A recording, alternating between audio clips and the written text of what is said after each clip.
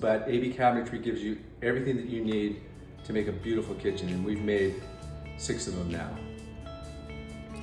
I take all the parts out, lay them out. It's exactly the same process as doing your regular smaller cabinets. I'm going to glue, and I'll put all of my brackets exactly the same as some of the previous videos. So first thing is to make sure that your channels are completely flush on one end. You put plenty of glue in all of your channels, and make sure also that your side panels, whether it's a pantry cabinet or a regular cabinet, that they're completely seated in the channel. It's very helpful if you either have a compressor with a pin nailer or if you have a portable pin nailer like this. You glue your joints, and then you come back and you can pin nail on the back edge, and that will make your cabinets with the glue, the pin nail, the screws, and the inside brackets. It'll make the cabinets extremely strong. The drawer front and the 3 sides and all the drawer hardware, which I showed you in a previous video. So I've already pre-glued the channels to save time. So all we do is we just match our grooves up. We're gonna make the box first and show you how quick this is. And we put these together with the glue inside, dovetail joints, tap, so it seats in there. And turn over, and actually put your base, your drawer base. Make sure that the nice side goes on the bottom of the drawer, so that's what you'll see when you open them.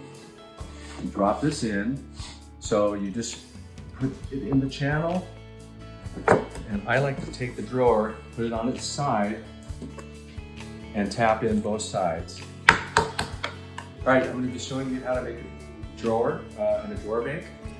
In the box, you will find 2 guides and a little bag here, and it will contain your 2 latches that release the drawer and a bag of screws.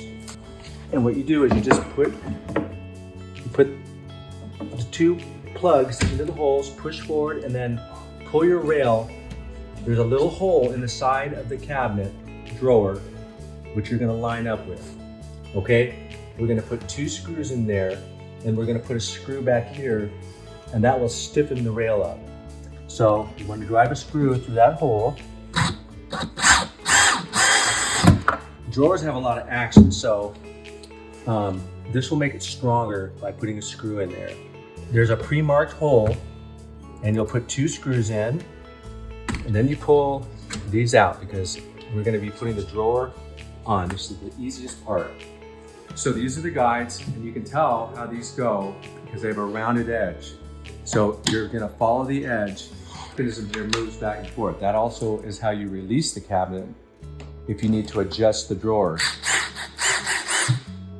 So once we do this, we are ready to install the drawer on the track. So I just pick it up. They're heavy, they're solid. Be able to tell when you're in there, it's going to drop down. All right, then I reach in and you grab the back of the rail and push forward, and there's a little hole back here in the back of the drawer. If you're in there correctly, it's going to go right in. Down the line, you have a whole bunch of pots, and somehow your drawer got out of adjustment. So what you do to fix it is you reach under to your little latches, and they're spring loaded. You just pull on both of them, and when you do that, your drawer actually will come off.